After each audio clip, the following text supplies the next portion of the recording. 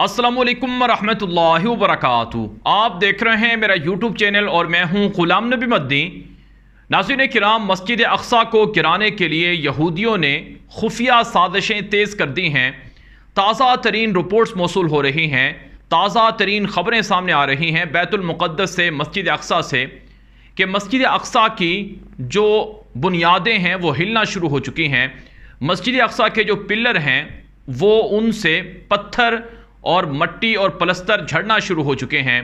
और इसी तरह से रिपोर्ट्स ये मौसूल हो रही हैं कि मस्जिद अक़सा की बेसमेंट में जो बुनियादें हैं वहाँ से दीवारें हिलना शुरू हो गई हैं और दीवारों से मट्टी गिर रही है, जिससे ये खदशात बढ़ते जा रहे हैं कि किसी भी वक्त मस्जिद अक़सा धड़म से गिर सकती है। नाज़रीन किराम, इस हवाले से अल जज़ीरा ने रिपोर्ट नशर की है कि दरअसल यहूदी कई सालों से मस्जिद अक़सा के करीब ज़ेरे ज़मीन वो खुदाई कर रहे हैं, और वो खुदाई इस नीयत से कर रहे हैं कि मस्जिद अक़सा गिर जाए, और मस्जिद अक़सा जैसे ही मुनहदम होगी, जैसे ही गिरेगी, तो फिर यहूदियों के लिए थर्ड टेम्पल तामीर करना आसान हो जाएगा। नाज़रीन किराम, इसराइल के यहूदियों का ये नज़रिया है कि मस्जिद अक़सा की जगह यहूदियों का थर्ड टेम्पल तामीर होना है। इससे पहले उनके 2 टेम्पल बने थे जो माजी के अंदर गिरा दिए गए थे यहूदियों पर अजाब के दौरान। तो अब यहूदियों का अकीदा है और उनका ये नज़रिया है कि जिस जगह पर मस्जिद अक़सा बनी हुई है, यहाँ पर बुनियादी तौर पर यहूदियों के लिए थर्ड टेम्पल तामीर होना चाहिए। यानी जो बुनियादें हैं मस्जिद अक़सा की, उस जगह पर, ख़ास उस जगह पर यहूदियों का दावा है कि सैयदना सुलेमान अलैहिस्सलाम के ज़माने में यहाँ पर यहूदियों के लिए इबादत गाह बनाई गई थी। ये उनका एक टेम्पल था जिस पर मुसलमानों ने कब्ज़ा कर लिया है। इसलिए यहूदी इसराइल के वो मस्जिद अक़सा को गिराने के लिए ना सिर्फ मुहिम चलाते हैं, बल्कि चंदे जमा करते हैं, बल्कि मुसलमानों को धमकियां देते हैं सोशल मीडिया पर, और इसी तरह से इलेक्ट्रॉनिक मीडिया पर, प्रिंट मीडिया पर बाकायदा उनके मज़ामीन छपते हैं, रिपोर्टें नशर होती हैं, और इस हवाले से बाकायदा कंपेन चलती है। और पिछले कई सालों से यहूदी मुसलसल मस्जिद अक़सा की तौहीन भी कर रहे हैं। यानी इससे पहले ऐसा बहुत कम होता था कि यहूदी बाकायदा इसराइली फ़ौज के, पुलिस के प्रोटोकॉल में मस्जिद अक़सा आते हों और वहाँ एलानिया तौर पर तालमुदी मज़हब के मुताबिक इबादत करते हों। आज नाज़रीन किराम, आज की जो ताज़ा ख़बर है इसके मुताबिक भी दर्जनों यहूदी इसराइली फ़ौज और पुलिस के प्रोटोकॉल में मस्जिद अक़सा लाए गए हैं और उन्होंने मस्जिद अक़सा की तौहीन की है। फिर आपने ये भी देखा होगा कि जो बैतुल मुक़द्दस है, जिसे यरूशलेम भी कहा जाता है, उसके इर्द गिर्द के इलाकों पर भी यहूदी कब्ज़ा कर रहे हैं। और इसी तरह से हाई अशेख जराह का नाम आपने सुना होगा ख़बरों के अंदर है कि ये वो बुनियादी तौर पर कदीम महल्ला है मस्जिद अक़सा के करीब है जिस पर यहूदी कब्ज़ा करना चाहते हैं। और इसी तरह से नाज़रीन किराम, आज की ताज़ा ख़बर मैं आपके सामने रख रहा हूँ कि मग़रबी पट्टी के अंदर है बैतुल मुक़द्दस में मुख्तलिफ़ जगहों पर यहूदियों की फ़ौज ने हमला करके दर्जनों फ़लस्तीनी मुसलमान गिरफ़्तार कर लिए हैं। तो बुनियादी तौर पर, और इसी तरह से आप ये भी जानते हैं और आपने ये देखा होगा कि ये रिपोर्ट्स हुई हैं, ये मीडिया के अंदर भी ये चीज़ें रिपोर्ट हुई हैं कि बाकायदा इसराइली यहूदी वो झंडों के साथ, यानी इसराइली झंडों के साथ मस्जिद अक़सा के दरवाज़ों पर आते हैं और वहाँ जश्न मनाते हैं और मुसलमानों को धमकियाँ देते हैं कि तुम्हारी मस्जिद जल्द गिरने वाली है। और इसी तरह से नाज़रीन किराम, जो मुसलमान मस्जिद अक़सा की हिफाजत करने वाले हैं, नमाज़ पढ़ते हैं, उनको भी मारा पीटा जाता है, उनको भी शहीद कर दिया जाता है। पिछले 2 सालों से रमज़ानुल मुबारक के अंदर एतकाफ़ के दौरान मुसलमानों को इबादत करने नहीं दी जाती हैं। मुसलमानों को, अगर मुसलमान वहाँ पर इबादतें करते हैं तो उन पर आंसू गैस की शेलिंग होती है, उनको मारा पीटा जाता है। यहाँ तक कि नमाज जुमा के अंदर भी मुसलमानों की कसीर तादाद को आने नहीं दिया जाता है।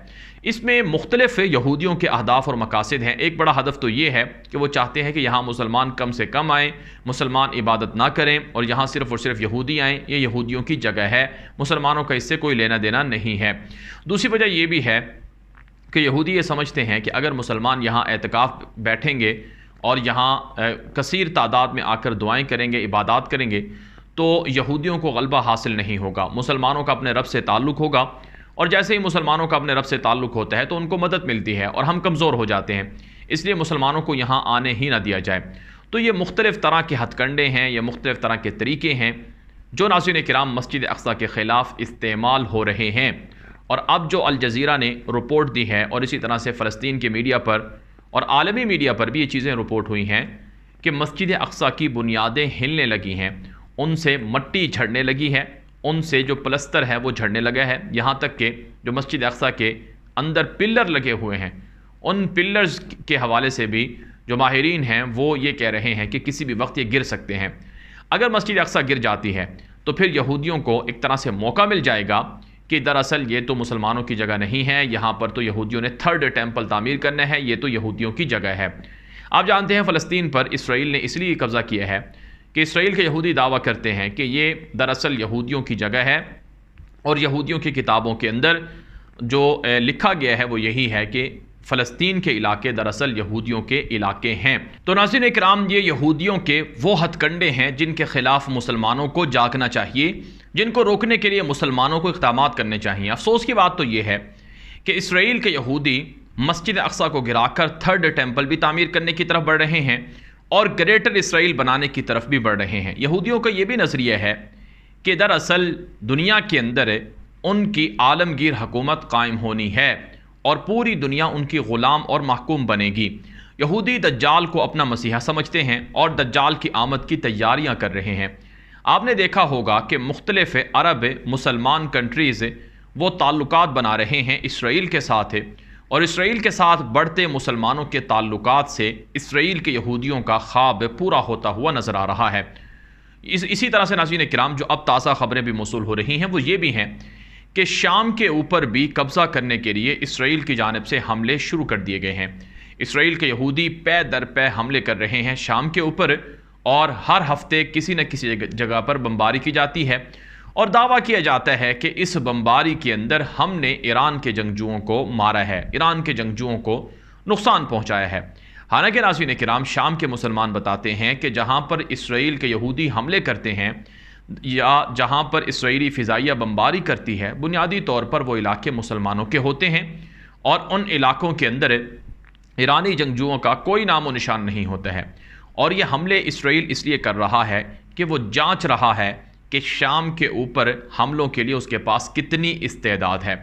आप जानते हैं अहादीस के अंदर ये बात मौजूद है, आप सल्लल्लाहु अलैहि वसल्लम की ये पेशन गोइयाँ भी हैं और आप सल्लल्लाहु अलैहि वसल्लम की ये बताई हुई बातें हैं और फरामीन हैं कि सैयदना ईसा अलैहिस्सलाम दमिश्क के अंदर उतरेंगे आसमान से और उम्मत मुस्लिमा की क़यादत करेंगे।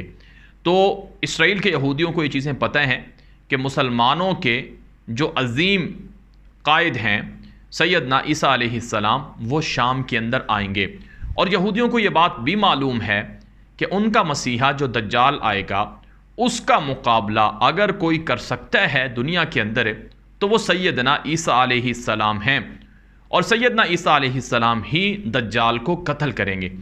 इस वजह से इसराइल के यहूदी ना सिर्फ फ़लस्तीन के बाकी मानदा इलाकों पर कब्ज़ा करने की मुहिम चला रहे हैं बल्कि लबनान के ऊपर भी कब्ज़ा करना चाहते हैं और जो ग्रेटर इसराइल में दरियाए नील से दरियाए फुरात तक के इलाके हैं वो भी कंट्रोल करना चाहते हैं और इसी तरह से शाम पर और इराक पर भी उनकी बमबारी का सिलसिला बढ़ता जा रहा है। तो ऐसे में नाज़रीन किराम, मुसलमानों को चाहिए कि वो अपनी आखिरत की भी तैयारी करें और इस अजीम मार्के के लिए अपने आप को तैयार रखें। जो जुल्म मस्जिद अक्सा में मुसलमानों पर हो रहा है और जिस तरह से मस्जिद अक्सा पर हमले हो रहे हैं और जिस तरह से मस्जिद अक्सा की जगह थर्ड टेम्पल तामीर करने की मुहिम चल रही है और दज्जाल की आमद की तैयारियां चल रही हैं, इन सब चीज़ों को सामने रखते हुए मुसलमानों को भी तैयारी रखनी चाहिए।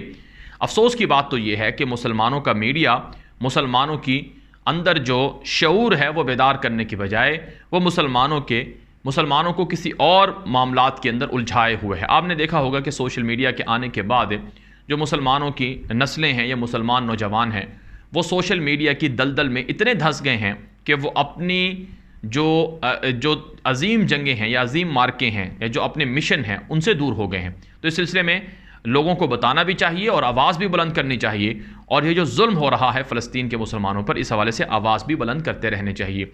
आज काम ये वीडियो दोस्तों साथ शेयर कर लें ताकि वो भी मालूमात हासिल कर सकें। मज़ीद खबरों के लिए मेरा यूट्यूब चैनल न्यूज़ की दुनिया लाजमी फॉलो करें। अब तक के लिए इतना ही इजाज़त दीजिए। अस्सलामु अलैकुम वरहमतुल्लाहि वबरकातुहू।